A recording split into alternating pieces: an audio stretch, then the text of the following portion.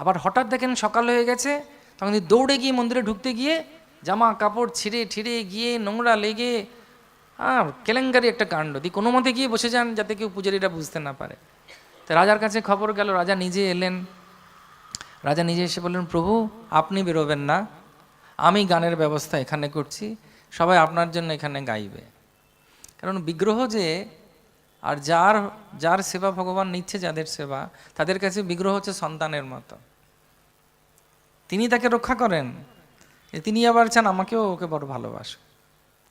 এরকম গন্ধর্ব গিরিধারী হোক, রাধা গোবিন্দ হোক, জগন্নাথ বলদেব, সুভদ্র মহারানী। প্রভুপাদ রাধা রাসবিহারীকে বলেছিলেন জহুর, যে তুমি এত কষ্ট করে এখানে টিনের ছাদে রয়েছ। প্রভুপাদ লীলামৃত পড়বেন সবাই, তাহলে বুঝতে পারবেন আমি কি বলছি। আমি তোমার সব থেকে বড় ভব্য মন্দির তৈরি করব। তো ভারতবর্ষের সব থেকে সুন্দর মন্দির আর সব থেকে রাজসিকভাবে সেবা হয় হচ্ছে রাধা রাসবিহারীর। এবং প্রভুপাদ যখন দেহ রাখেন, রাধা রাসবিহারীর ছবি সামনে ছিল।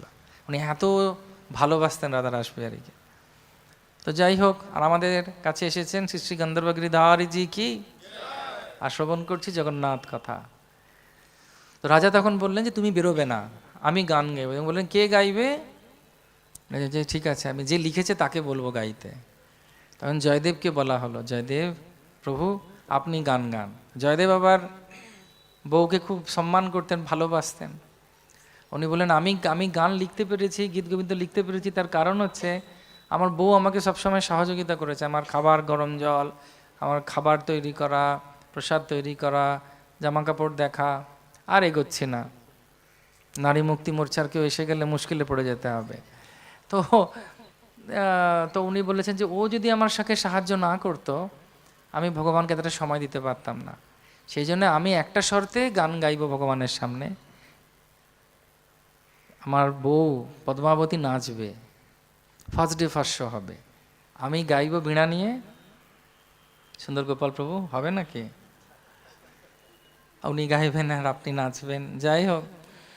তো আর পদ্মাবতী দেবী নাচবেন। তো সেই সময় থেকে এই নৃত্যের প্রথা জগন্নাথপুরীতে হলো। এবং সেই জন্য জগন্নাথপুরীতে আমি কোনোদিন যদি সময় হয় জানি না, ওই আমাদের রামকুমার দৈতাপতি ওনারা গান আমাদের যেরকম এরকম গোবিন্দ মাদি পুরুষম তমহম ভজামি গায়, ঠিক সেরকমভাবে ওদের ওখানে হয় সীতাকামলা কুচ মণ্ডল হয়। ওদের অন্য সুর, সীতা কামালা কুচা মণ্ডলা হরি সীতা কামালা কুচা মণ্ডলা, এরকম করে। মানে আমি আর গাইতে পারছি না, মানে এত মানে আবেগ দিয়ে গায় ওরা। দলিত নলবের বনমালা খুব সুন্দর গায়। এবং সেটা হচ্ছে ভগবান জগন্নাথের দর্শন আরতি। তো উনি গাইলেন, তো জগন্নাথ শুনলেন, জগন্নাথ খুব খুশি হলেন। জগন্নাথ এতেও থামলেন না, বললেন না, এইটা গানটাকে আমি গায়ে জড়িয়ে রাখবো।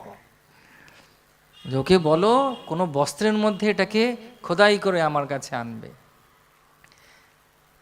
তখন বললো যে কী করা যাবে? তো তাঁতির কাছে জয়দেব গেছেন, যে আমি গানটা গাইছি, তুমি তাঁতবো না। তো উনি শুরু করেছেন কি বলে, গীত গোবিন্দের মধ্যে অনেক গান আছে।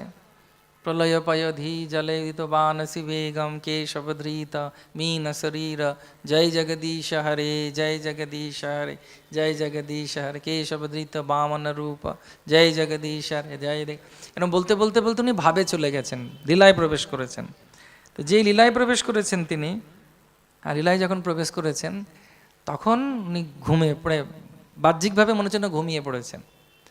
তখন ওনাকে ডাকতে এসেছে, যে আপনি তো বলেছেন, রাজা বলেছে আজকে রাতের ভেতরে এই বস্ত্রটি তৈরি করে ভগবানকে উপহার দিতে, ভগবান পরবেন। এটা অনেক সময় হয় না, সুভেনিয়ার হয় না।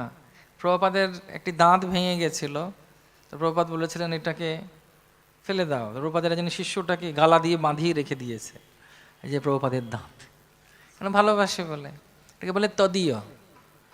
তো ঠিক সেরকমভাবেই তো উনি করেছেন কি, আমি কি বলছিলাম, হ্যাঁ, তো উনি ঘুমিয়ে পড়েছেন। তো যেই ঘুমিয়ে পড়েছেন, যেই মেয়েদের ঘুমিয়ে পড়েছেন, তখন ওনাকে ডাকতে এসেছে প্রভু।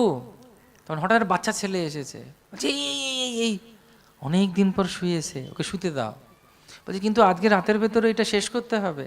বলছে আমি গিয়ে দিচ্ছি বাকিটা। বলছে তোমার নাম কি? বলে আমার নাম কৃষ্ণদেব। বলে তুমি কে হও ওর? বলছে আমি ওর শিষ্য। বলছে ও তাই কি? বলে হ্যাঁ। বলছে তুমি জানো ও কি গান বইবে? বলছে সব জানি, আমি জানি না এমন কিছু নেই, তুমি লেখো, বেশি কথা বলো না। তো ও ঘাটাং ঘাটকাট ঘাটাং ঘাটকাট ঘাটাং ঘাটকাট করে শুরু করেছে, আর উনি বাকিটা পুরো বলে দিয়েছেন। তো হঠাৎ যখন শেষ হয়ে গেছে, সেই কৃষ্ণদেব বলছেন আমি এখন যাচ্ছি, গুরুদেবকে ডেকো না, গুরুদেব যখন ঘুম ভাঙবে তখন ঘুম ভাঙবে, এখন তুমি ওকে বিরক্ত করবে না। তো গুরুদেব শুয়ে আছেন, গুরুদেব কিছুক্ষণ পরে সম্বিত ফিরেছেন, কৃষ্ণ কৃষ্ণ জগন্নাথ জগন্নাথ বলে উঠেছেন। বলছে কত দূর ছিল? বলছে হয়ে গেছে। হয়ে গেছে? কে বললো? আমি তো তোমাকে বলিনি। বলছে তোমার শিষ্য এসেছিল। শিষ্য? তা আমার তো কোনো শিষ্য নেই। বলছে না তোমার শিষ্য এসেছিল। কৃষ্ণের নাম কি? বলছে কৃষ্ণদেব। আপনি জয়দেব, ওর নাম দিয়েছেন কৃষ্ণদেব। তখন উনি বলছেন জয় জগন্নাথ। তো এইভাবে জয়দেব গোস্বামী ওনার, তখন রাজাদের এখন এই সময়কার নিয়ম ছিল যে জয়দেবের গান ছাড়া তারপরে যুক্ত হলো শালবেগের গানও গাওয়া হবে। তো এইভাবে ভগবান যাকে ভালোবাসেন এবং যে সত্যিকারে ভগবানকে শুধুমাত্র ওনাকে পাওয়ার জন্যে এই সমস্তগুলো রচনা করেছেন বা লীলা করেছেন, ভগবান সেটা গ্রহণ করেন। তো সেরকমই আরেকজন ভক্ত ছিলেন জগন্নাথপুরীতে, তার নাম হচ্ছে গীতা পাণ্ডা। উনি সবসময় গীতা পড়তেন। তো গীতা পড়তেন কিন্তু খুব গরিব ছিলেন। ব্রাহ্মণরা সাধারণত একটু গরিব হয়, মানে চলে যায় ওদের, কিন্তু পুরোপুরিভাবে বৈশ্যদের মতো মানে পশার বসিয়ে বেশ একটা জমকালো ব্যাপার ওটা হবে না। কেন হবে না জানেন তো? লীলা আছে জানেন? সাক্ষী দেয়নি সীতামাকে, শুধু অক্ষয়বট সাক্ষী দিয়েছিল, সেটা আর অন্য গল্প। তো উনি বলেছিলেন যে ব্রাহ্মণরা সাক্ষী দেয়নি, তখন তখন সীতাদেবী বলেছিলেন যে তোমরা কোনো সন্তুষ্টি পাবে না এবং পুরোপুরিভাবে হবে না, যারা ব্রাহ্মণ কিছু মনে করবেন না, এটা আমি বলিনি, সীতাদেবী বলেছিলেন, শাস্ত্রে আছে। তো যাই হোক, আর আবার চেষ্টা করাটা দরকার নেই, ভগবানকে নিয়ে থাকলেই ভালো। তো প্রকৃত ব্রাহ্মণকে যে সবসময় শুধু ভগবানকে নিয়ে থাকে। তো গীতা পাণ্ডা তো খুব, কোনো মাসে উনি ভিক্ষা করেন, সেটা দিয়ে সংসার চলে, অনেকগুলো বাচ্চা কাচ্চা। তো উনি এরকম একদিন বাচ্চাগুলো কাঁদছে, ঘরে খাবার নেই, ব্রাহ্মণী এসে বলছেন কি গো তুমি যাও, খালি গীতা নিয়ে বসে থাকলে হবে, বাচ্চাগুলোকে কি খাওয়াবো? তো উনি খুব অতিষ্ঠ হয়ে গিয়ে গীতা পড়তে পড়তে ওখানে ভগবান এক জায়গায় লিখছেন, হ্যাঁ, যে যোগক্ষেমম বেহাম মেহম, যে আমি শুধু ভগবান, মানে আমি ভগবান হিসেবে শুধু ভক্তকে দিই না, যেগুলো দিই সেগুলোকে রক্ষাও করি। জীবন বীমায় দেখেছেন লেখা আছে যোগক্ষেমম, বা ওটা গীতার বাণী, কৃষ্ণের বাণী। আমি শুধু দিই না ভক্তকে, আমি তার যা যা আছে সেটাকে রক্ষাও করি। তো এমতো অবস্থায় তিনি যখন ভাবছেন, তিনি এত রেগে গেছেন, ওই গীতার মধ্যেই কলম দিয়ে ওই শ্লোকটাকে কেটে দিয়েছেন 3 ভাগে, ছিক ছিক ছিক করে। তো কেটে দিয়েছেন, তো কেটে দেবার পর উনি মন্দিরে গেছেন। এদিকে ব্রাহ্মণী একা বসে আছে, ভাবছে কি হবে কি হবে, খাবার দাবার নেই, 2 দিন হয়ে গেল, যা ছিল চাল সবই বাড়ন্ত। তো হঠাৎ দেখছে দরজায় টোকা পড়েছে, হরে কৃষ্ণ, হরি বল। দরজা খুলেছে, দেখছে এটা বলদের গাড়ি, কিন্তু বলদ নেই, একটা কালো ছেলে আর একটা সাদা ছেলে, বাচ্চা ছেলে, ঘেমে নিয়ে একাকার, গামছা ভিজে গেছে, আর প্রচুর জিনিস নিয়ে এসেছে। বলছে তোমরা কারা? বলছে রাজা পাঠিয়েছে। বলছে রাজা পাঠিয়েছে? কি এগুলো? চাল ডাল তেল নুন সবজি, একটু গয়নাগাটি মোহর, হরে কৃষ্ণ, হ্যাঁ, তারপরে কাপড় জামা সব আছে। বলছে তোমরা বই বই এনেছো? বলছে কী করব, এটা করতে হয়, আমাদের কাজই হচ্ছে এটা, এই সবগুলো পৌঁছাচ্ছি। নিয়ে নাও তাড়াতাড়ি। তো বাচ্চারা তো এসে জিনিসপত্র নিয়ে খেলাধুলা শুরু করে দিয়েছে। ব্রাহ্মণী বলছে আমাকে একটু রান্নাঘরে তুলে দাও না গো। যে হ্যাঁ হ্যাঁ, আর কী করবো, এইটুকু বয়ে বয়ে এনেছি, তো ওইটুকুও তুলে দেবো আর কি। তো পিঠে করে আবার 2টো বাচ্চা ছেলে, ওরা আবার পিঠে করে চিনির বস্তা চালের বস্তা, যাই হোক যা যা সবজি টবজি হয় সবগুলো নিজেরাই তুলে দিয়েছে। ব্রাহ্মণী বলছে অনেক কষ্ট করলে ভাই, একটা কাজ করো, একটু খেয়ে যাও। বলছে না না, অনেক ঘরে যেতে হবে, এটা একটা ঘর হলো, অনেকগুলো ঘরে যেতে হবে, আমি আজকে যাই। বলছি একটু জল খেয়ে যাও। ঠিক আছে, জল খাওয়া যেতে পারে। তো ব্রাহ্মণী তো খুব সুন্দর করে অনেক রকমের ব্যঞ্জন শুরু করেছেন রান্না করতে। তো ঘরে একদম সুগন্ধিত মানে ঘিয়ের গন্ধ ভরে গেছে, কেক পেস্ট্রির গন্ধ ভরে গেছে, নিতাই গৌর প্রেমানন্দে। তো খাবার দাবারের গন্ধে ভরে গেছে। সুগন্ধ হয় না অনেক সময়, তো ভাবা যায় না যে এরকম একটা ব্যাপার ট্যাপার চলছে আর কি। এরকম যখন সব কিছু হচ্ছে, তেমন তো অবস্থায় গীতা পান্ডা যখন পুরীতে মন্দিরে গেছেন, দেখছেন জগন্নাথের মুখ দিয়ে 3 ধারায় রক্ত বেরোচ্ছে। তো তিনি অবাক হয়ে গেছেন, খুব শিহরিত হয়েছেন, ফিরে এসেছেন। ফিরে এসে দেখছেন বাড়ির ভোলই পাল্টে গেছে, বাড়িতে বাচ্চারা খেলাধুলো করছে, ব্রাহ্মণী অনেক সুন্দর ভোগ লাগিয়েছেন, অনেক রকমের ব্যঞ্জন তৈরি হয়েছে। বলছে এগুলো কি? এখন বলছে যে এগুলো তো রাজা পাঠিয়েছেন তোমার জন্য। সে রাজা? রাজাকে তো আমার পাঠাবার কিছু নয়।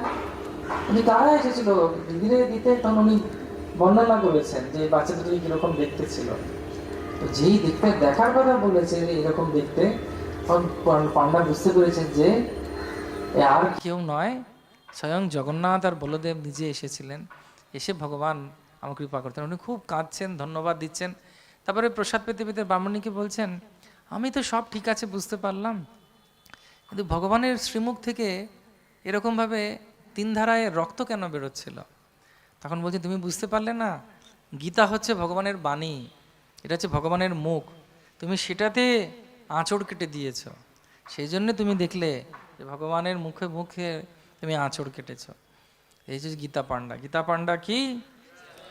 আর একটা সুন্দর লীলা বলবো আপনাদের, এটা আমার সব থেকে ভালোবাসার লীলা, যেটা হচ্ছে এই লীলাটাও না বললে জগন্নাথ কথা আনন্দ পাবেন না সম্পূর্ণরূপে। তো আজ থেকে প্রায় 600-650 বছর আগেকার কথা। তখন জগন্নাথপুরীর রাজা ছিলেন পুরুষোত্তম দেব। তো রাজা পুরুষোত্তম দেব জগন্নাথের অনেক বড় ভক্ত ছিলেন, এবং ওনারা থাকতেন কটকে। সাক্ষী গোপাল কিন্তু প্রথমে কটকে ছিলেন, তারপরে পুরীতে আসেন, এবং পুরী থেকে আসার পর উনি জগন্নাথের খাজা গজাগুলো সব খেয়ে নিচ্ছিলেন। তখন জগন্নাথ বললেন, যত মিষ্টি আসে গোপাল খেয়ে নেয়, আমি কিচ্ছু পাই না, তো গোপালকে এখান থেকে হাঁটাও। তখন ওই পুরী থেকে 25 কিলোমিটার দূরে ওইখানে গোপালকে রাখা হলো। এখন গোপাল ওখানে খাজা গজা খাচ্ছেন, জগন্নাথ একটু বেঁচেছেন, মিষ্টিগুলো পাচ্ছেন এখন। তো যাই হোক, সেই সাক্ষী গোপাল যেখানে ছিলেন ওখান থেকে প্রতি বছর বিভিন্ন সময় বিভিন্ন অনুষ্ঠানে রাজা আসতেন। তো রাজা যখন আসতেন, তো রাজা প্রতি বছর জন্মাষ্টমীতে কিছু উপহার দিতেন জগন্নাথকে। কোনো সময় হয়তো আংটি, কোনো সময় হয়তো মালা, এইসব দিতেন। হয় না জন্মদিনে বা বিবাহ বার্ষিকীতে এরকম উপহার পায় সবাই। তো একবার এরকম করছেন, তো হঠাৎ করে ওনারা শুনলেন যে কাঞ্চিরাজ খুব দৌরাত্ম্য করছে। তো কাঞ্চিরাজ দৌরাত্ম্য করছে, তো কাঞ্চি বিজয় করলেন কে? পুরুষোত্তম দেব। তো কাঞ্চি হেরে গেল, কাঞ্চির রাজা। তো কাঞ্চি রাজা হেরে গেলেন। কাঞ্চি রাজা বললেন যে একটা কাজ করুন, সেই সময় রাজনীতি অনুযায়ী বিয়ে হতো, রাজনীতিটাকে ঠিক রাখার জন্য। আমি কি বোঝাতে পারছি? তো তখন উনি বললেন যে, ওখানকার যিনি রাজা ছিলেন কাঞ্চির রাজা বললেন, আমার মেয়ে, ওর নামও পদ্মাবতী, ও মেয়ে খুব বিষ্ণু ভক্ত, আমিও শুনেছি আপনিও বিষ্ণু ভক্ত, আমার মেয়েকে আপনি বিয়ে করুন, তাহলে মিত্রতা স্থাপন হবে, আমাদের বাড়ির জামাই হবেন আপনি। তো উনি বললেন ঠিক আছে, কিন্তু আমি এখন বিয়ে করতে পারবো না, কারণ আমাদের রথ আসছে।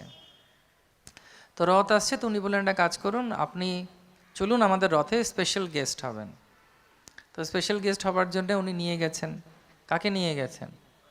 হ্যাঁ না, কাশীরাজা যাননি। কাশীরাজা বলছেন রথের পরেই তো বিবাহ, আমি একটু তৈরি হই, আপনি আমার মন্ত্রীকে নিয়ে যান।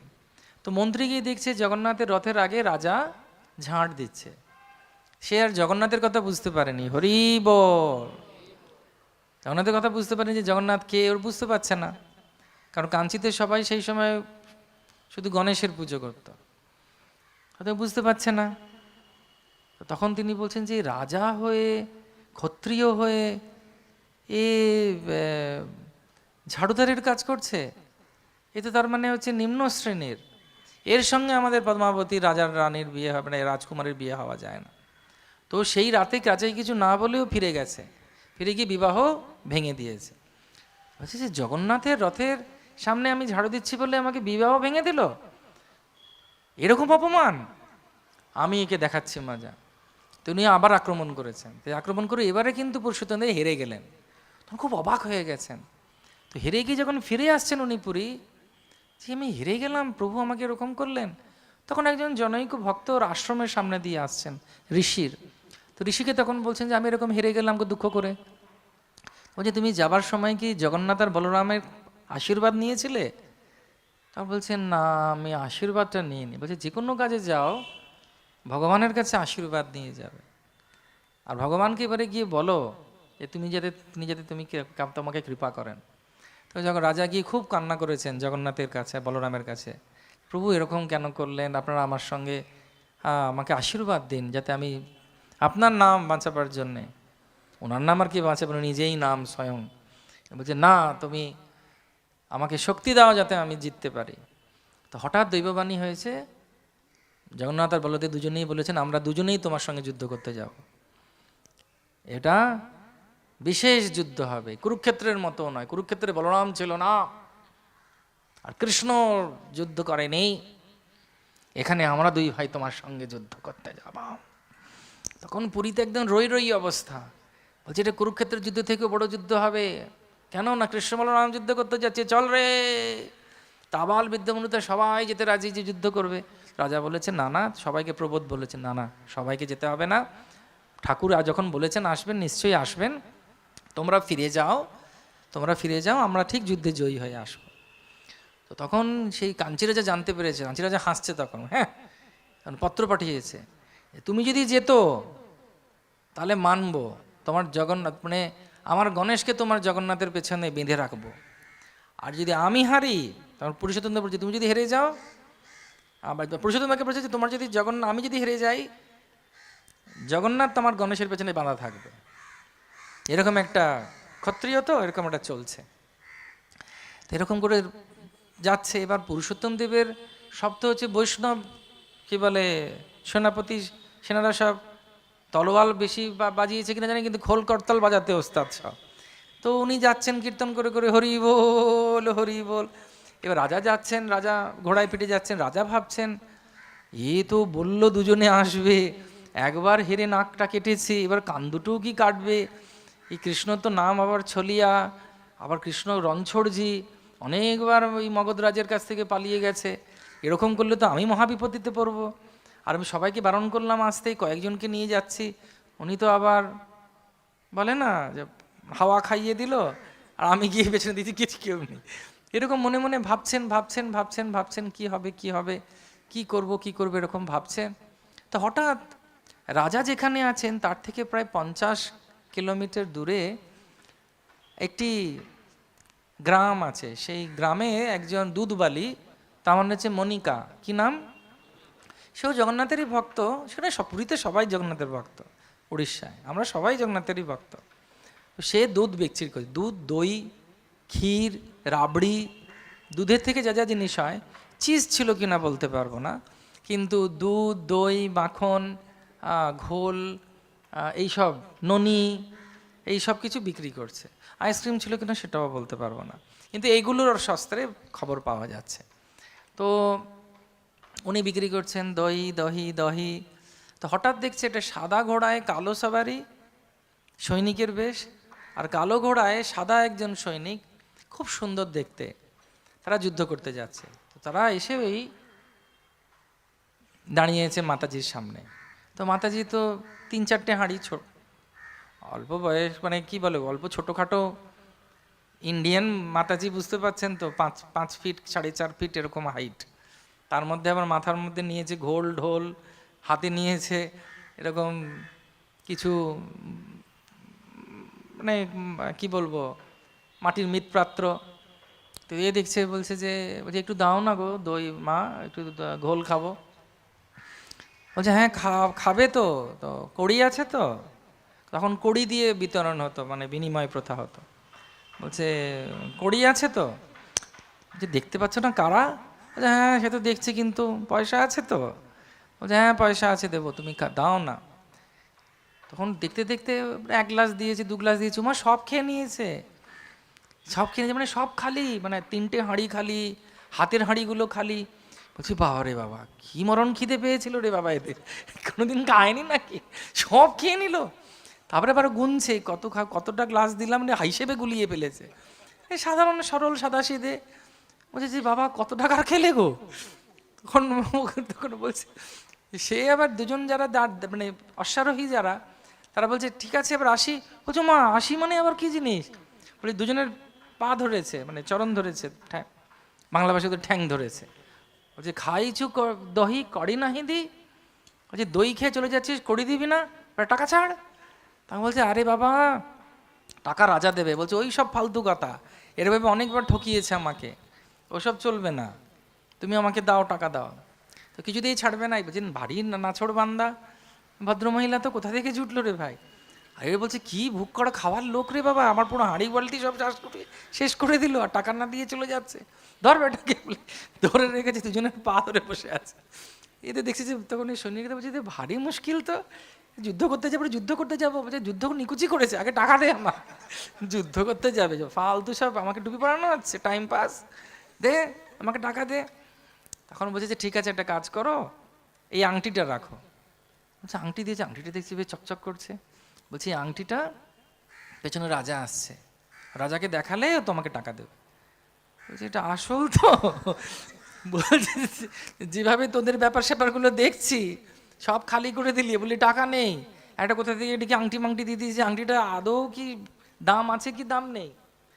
বলছে আমাদের দেখে এরকম মনে হচ্ছে, যে বুঝতে পারছি না ভাই তোদেরকে দিয়ে কি মনে হচ্ছে আমার, যদি বলতে পারবো না। বলছে ঠিক আছে তুমি যাই, তাই হোক, এমনভাবে মিষ্টি ভাষায় বলেছে, বাকপটু তো। বলছে ঠিক আছে, বলছে যখন বিশ্বাস করে নি, সরল মন তো বিশ্বাস করে নিয়েছে। মানে অনেকের সরল মন হয় না, কলিযুগে আবার সাবধান, কিন্তু এরকম অনেক ব্যাপার আছে। একজন অন্ধ ভিক্ষা করছে শিয়ালদায়, আমাকে টাকা দাও, আমাকে টাকা দাও। তাই জন্য সন্দেহ হয়েছে, বলি তুমি অন্ধ? বলছে হ্যাঁ। বলে অন্ধ হলে টাকা দেবো? বলছে আমি বলছি তো আমি অন্ধ। বলে কীভাবে বলো, তুমি প্রমাণ করো তুমি অন্ধ। বলছে দিকে আসুন। অন্ধ বলছে দিকে আসুন। বলছে ওই দেখতে পাচ্ছেন ওভারব্রিজটা? বলছে হ্যাঁ। ওর উপরে লাল বাড়িটা? বলে হ্যাঁ। ওর উপরে অ্যান্টিনায় দুটো কাক বসেছে? বলে হ্যাঁ। যেটা আপনি দেখতে পাচ্ছেন আমি দেখতে পাচ্ছি না। আর ও টাকা দিয়ে চলে গেছে। তো কলিযুগ হচ্ছে খুব ভয়ঙ্কর। যাই হোক, তো ভগবান তখন বলে, মানে ভগবানের লীলা হচ্ছে, সবাই একবার বলুন তাই গৌর প্রেমানন্দে।